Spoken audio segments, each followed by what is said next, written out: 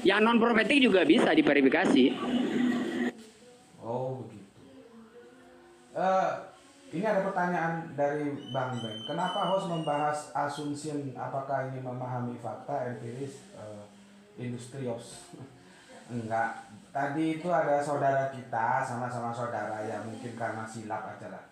Akhirnya menjadi ketegangan ya. Maka aku buka koma di sini untuk merendahkan ketegangan itu ya, yang berdebat tentang asumsi itu diperlukan nggak dalam sebuah diskusi gitu ya. Jadi supaya tensinya ketika tadi mendekati 100 sekarang bisa menjadi ke 50 lah. Gitu kan Mas, aku hanya menyediakan komen ini dengan mengangkat asumsi supaya damai kembali, kira-kira begitu. Kang Kiki setuju dengan pendapat Bang Al? Monggo sebelum ke Kang Agustan. Hmm. Iya, ini yang banyak orang salah paham ya, tentang mistik. Mistik itu terlanjur disalahpahami artinya melanjutkan atau bapak-bapak kesadaran, abang-abang kesejatian. Ya mistik nggak repot-repot ke situ. Saat Al-Quran mengatakan kita diberikan penglihatan dan pendengaran dalam keadaan tidak mengetahui. Artinya pengetahuan rasio kita, mau yang namanya ilmiah atau yang namanya proses berpikir itu belum terjadi. Tuhan memberikan kita qalb. Nah itu yang menjadi neraca pengetahuan. Nah, kalau kita urut-urutkan jenis-jenis tahapan pengetahuan, pasti kan kita mendapatkan pengetahuan dimulai dari dua indera awal tadi, penglihatan dan pendengaran, baru indera-indera turunannya dimulai dari situ.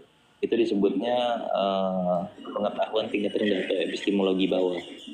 Lalu kita masuk ke pengetahuan yang lebih tinggi atau epistemologi atas yang kita sebut rasio. Itulah kita melakukan pemilahan, pembagian, pengkategorisasian, menyamakan yang sama, memisahkan yang beda. Lalu dalam proses epistemologi atas tadi kita juga melakukan inferensi atau penarikan kesimpulan dari proses menyusun dia atau premis-premis, sehingga dia menghasilkan kesimpulan-kesimpulan yang nanti kita bisa gunakan sebagai asumsi-asumsi. Itu pun disebutnya asumsi loh, meskipun kita sebut natijah. Nah, natijah ini dia berangkat dari mana? Dari kode-kode yang dasarnya adalah fakta.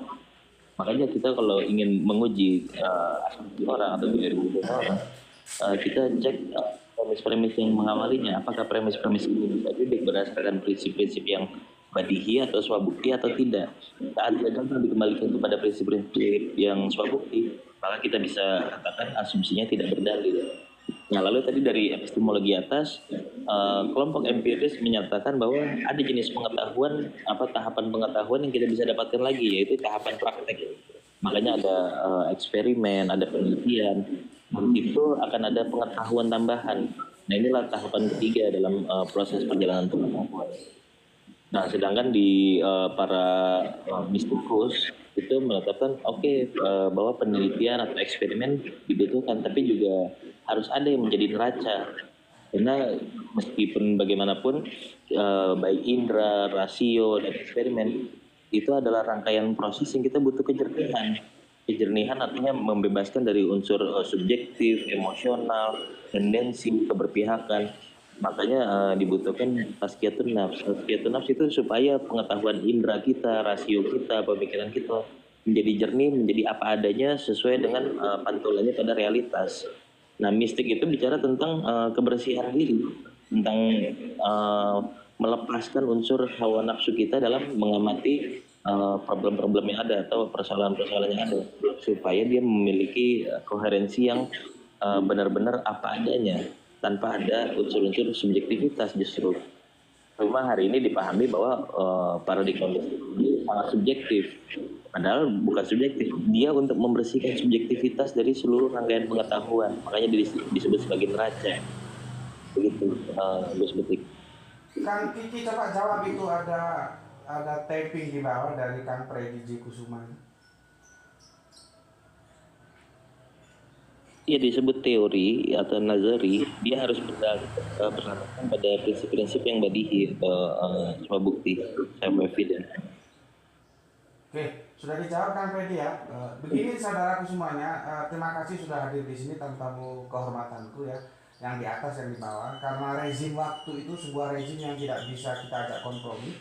Di sini sudah mendekati persiapan masuk sholat duhur, maka aku minta kalian semua 1 menit untuk meng-closing diskusi kita kali ini. Semoga bermanfaat dan bisa mendamaikan hati kita yang tadi saling beradu argumen sampai menjurus kepada sebuah suasana yang kurang mengenakan ya. Sekarang bisa menjadi damai kembali.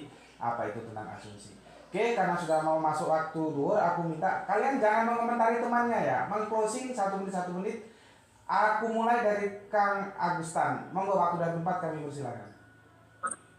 Ya, terima kasih. Yang jelas, asumsi itu harus dibatasi dengan ukuran-ukuran atau kaidah-kaidah. Dalil di Islam itu pun membutuhkan ukuran-ukuran atau pertimbangan-pertimbangan. Begitu juga ilmiah membutuhkan pertimbangan-pertimbangan atau ukuran-ukuran.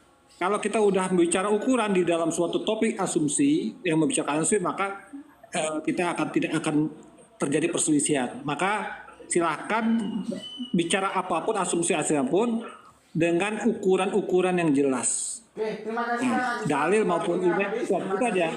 Terima kasih. Bang Al, 1 menit untuk panjenengan, waktu dan tempat kami persilakan. Di closing ya. Oke. Begini, bagi saya sih sumber ilmu pengetahuan itu dalam Islam itu jelas. Yang pertama itu Al-Quran, yang kedua As-Sunnah, ya. Yang ketiga sesuai dengan ini logika kita tentu saja ya. Ijma ya tentu saja itu bagian dari itulah. Artinya akal lah, seperti sebagaimana yang diutus itu oleh Rasulullah SAW mulai sahabat yang diutus ke Yaman itu ya. Betul. Dia ditanya oleh Rasulullah, dengan apa yang engkau akan menghukumi manusia? Dengan Al-Quran ya Rasulullah. Kalau kau tidak temukan dalam Al-Quran, kata Rasulullah, aku akan cari di dalam hadis sunnah. Kalau kamu tidak temukan dalam sunnah, kata Rasulullah, maka aku akan mengikuti pendapat para sahabat-sahabat Rasulullah. Kalau engkau tidak temukan dari pendapat sahabat-sahabatku, kata Rasulullah, maka aku akan berijtihad. Artinya di situ fungsi rasio dia difungsikan gitu. Tetapi sebelum dia melakukan itu, dia harus merefer kepada Al-Quran, As-Sunnah, dan tentu saja bagaimana sahabat-sahabat mengambil istimad hukum itu kalau dalam Islam. Mungkin untuk yang lain kita lanjutkan di sesi yang lain. Oke, lanjut. Mantap. Kang Kiki Siahan, 1 menit di closing. Jadi kalau kita sebut sumber-sumber pengetahuan itu ada teks, ada sejarah, ada rasio, dan ada hati atau kolb.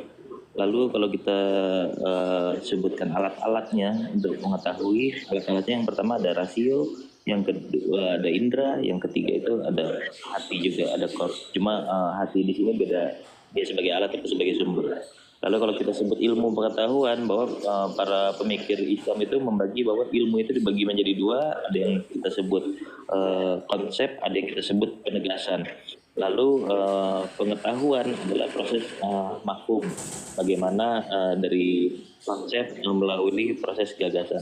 Nah, persoalan hari ini adalah saat orang menganggap bahwa dalam ilmu yang namanya konsep atau tasawur dengan tasdik atau penegasan itu adalah satu hal yang sama. Akhirnya setiap orang akan menganggap bahwa pengetahuannya adalah kebenaran itu sendiri.